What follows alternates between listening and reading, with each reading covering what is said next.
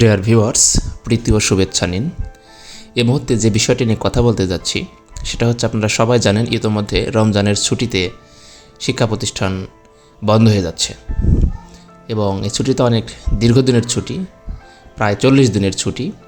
তো এই ভিডিওতে আমি আপনাদেরকে জানাবো যে স্কুল, কলেজ, মাদ্রাসা কোন ধরনের প্রতিষ্ঠান কতদিন ছুটিতে যাচ্ছে। তো পুরো ভিডিওটি না টেনে দেখুন। এই ভিডিওটি দেখলে আপনারা বুঝতে পারবেন যে স্কুলে কয়দিন ছুটি থাকছে, আবার কলেজে কতদিন ছুটি থাকছে এবং মাদ্রাসাগুলোতেও ঠিক কতদিন ছুটিতে যাচ্ছে। আর চ্যানেলটা যদি সাবস্ক্রাইব না করে থাকেন তাহলে অবশ্যই চ্যানেলটি সাবস্ক্রাইব করুন এবং বেল বাটন অল করে দিন, যাতে পরবর্তীতে যে কোনো সংবাদ আপনার কাছে খুব সহজেই পৌঁছে যায়। মূলত 40 দিনের ছুটিতে যাচ্ছে শিক্ষা প্রতিষ্ঠান। আর এই 40 দিনের ছুটিটা ওইভাবে হিসাব করা হয়নি, আপনাদেরকে বুঝিয়ে বলবো। পুরো ভিডিওটি দেখুন, তাহলে বুঝতে পারবেন। আসন্ন রমজান, ঈদ উল ফিতর সহ আরও কয়েকটি ছুটি মিলিয়ে 40 দিনের ছুটিতে যাচ্ছে স্কুল, কলেজ, মাদ্রাসা ও কারিগরি শিক্ষা প্রতিষ্ঠান। এটা সবারই জানা। ইতোমধ্যে একাধিক শিক্ষা প্রতিষ্ঠান ছুটির নোটিশ টানিয়ে দিয়েছে বলে জানা গেছে। তবে দীর্ঘদিনের এই ছুটি চান না অভিভাবকরা। অভিভাবকদের মধ্যে একটি চিন্তা কাজ করছে, কেননা এখন পর্যন্ত স্টুডেন্টরা বই হাতে পায়নি, সবগুলো বই পায়নি, যার জন্য এত দীর্ঘ সময় বন্ধ থাকলে স্টুডেন্টদের পড়াশোনার বিষয়ে অভিভাবকরা বেশ অসন্তুষ্টি প্রকাশ করেছেন। শিক্ষাপঞ্জি বিশ্লেষণ করে দেখা গেছে পবিত্র রমজান, শুভ দোলযাত্রা, স্বাধীনতা দিবস, জামাতুল বিদা, শবে কদর, ঈদ উল ফিতরের ছুটি আগামী 2 মার্চ থেকে শুরু হবে, শেষ হবে 8 এপ্রিল। তবে মাদ্রাসা কিন্তু ইতোমধ্যে আজকে থেকে ছুটি হয়ে যাচ্ছে, অর্থাৎ 25শে ফেব্রুয়ারি থেকেই মাদ্রাসা কিন্তু ছুটি হয়ে যাচ্ছে। যেহেতু মাদ্রাসার অনেক টিচার থাকেন যারা বিভিন্ন মসজিদে ইমামতি করেন, তাদের জন্য এই রমজানের ছুটিটা একটু আগেই দেওয়া হয়। এজন্য মাদ্রাসার ছুটি মূলত আজ থেকে ছুটি হয়ে যাচ্ছে। আর রমজান শুরু হবে 1 বা 2 মার্চ। 28 ফেব্রুয়ারি, 1 মার্চ শনিবার ছুটি থাকায় প্রতিষ্ঠানগুলোতে সর্বশেষ ক্লাস হবে 27 ফেব্রুয়ারি বৃহস্পতিবার। সেই হিসেবে আপনারা বুঝতে পারছেন যে 27 ফেব্রুয়ারির পরে ছুটি হয়ে যাবে, কিন্তু মাদ্রাসা ইতিমধ্যে ছুটি হয়ে গেছে। সেই হিসেবে টানা 40 দিন বন্ধ থাকবে শিক্ষা প্রতিষ্ঠান।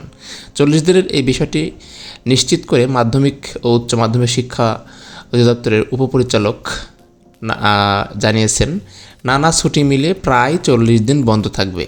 সরকারি শিক্ষাপঞ্জি অনুযায়ী এ ছুটি থাকবে। এ ছুটি সরকারি, বেসরকারি সব পর্যায়ের স্কুলের জন্য শুধুমাত্র প্রযোজ্য। বিষয়টি মাথায় রাখবেন, শুধু স্কুল এবং এক কথায় স্কুলের জন্য শুধু প্রযোজ্য।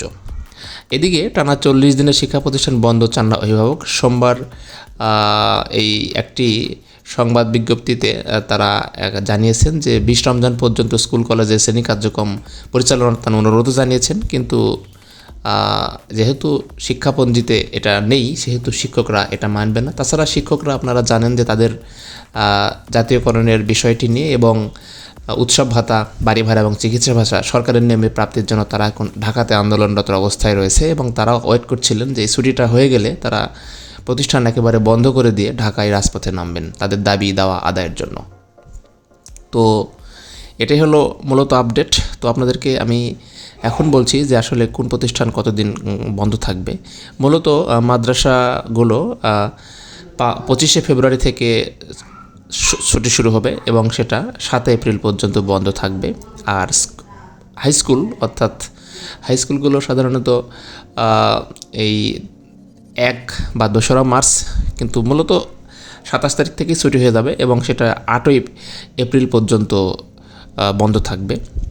এছাড়া আর কি আছে, প্রাইমারি স্কুলও 26 ফেব্রুয়ারি থেকে ছুটি হয়ে যাবে এবং ওটাও খুলবে হচ্ছে 7 এপ্রিল। 5 এপ্রিল খুলবে, কিন্তু 6-7 এপ্রিল শুক্র শনি পড়েছে, তাই 7 এপ্রিল পর্যন্তই ছুটি ভোগ করতে পারবে। আর কলেজগুলো একইভাবেই হাই স্কুলের মতোই এই 1 তারিখ থেকেই মোটামুটি ছুটি হয়ে যাবে এবং খুলবে এই 7 এপ্রিলের মধ্যে আর কি। তো এটাই ছিল এখনকার আপডেট, দীর্ঘ ছুটি। আর সবচেয়ে বড় কথা যে এখন পর্যন্ত স্কুল পর্যায়ে অনেক শ্রেণীর শিক্ষার্থীরা সব বই পায়নি এবং তারা শিখন কাজে অনেক পিছিয়ে রয়েছে। তো এত দীর্ঘ সময় প্রতিষ্ঠান বন্ধ থাকার পরে, প্রতিষ্ঠান খোলার পরে ঠিক সময়ে পরীক্ষাগুলো নেওয়া যাবে কিনা সেটা একটি বিষয়। দ্বিতীয়ত রমজানের ছুটির পরই এসএসসি এবং সমমান দাখিল পরীক্ষাগুলো শুরু হবে। এই পরীক্ষাগুলো বিশেষ করে যেসব প্রতিষ্ঠান সেন্টার, সেসব প্রতিষ্ঠান আবারও প্রায় 20-25 দিনের ছুটিতে চলে যাবে এই পরীক্ষার দিনগুলোতে। তো সব মিলিয়ে একটি শিক্ষার্থীদের জন্য একটি অশুভ ঘটনাই বলা চলে। তবে কিছু করার নেই, রমজান একটা ধর্মীয় মাস, এটা মেনে নিতেই হবে। এবং শেষে হয়তো বা রমজানের পরে শিক্ষকরা অতিরিক্ত ক্লাস নিয়ে এই যে ক্লাসগুলো ঘাটতি পড়ছে এগুলো পুষিয়ে দেবে আশা করা যায়। তো ভিউয়ার্স, এটাই ছিল আপডেট। আশা করি ভালো থাকবেন। ধন্যবাদ।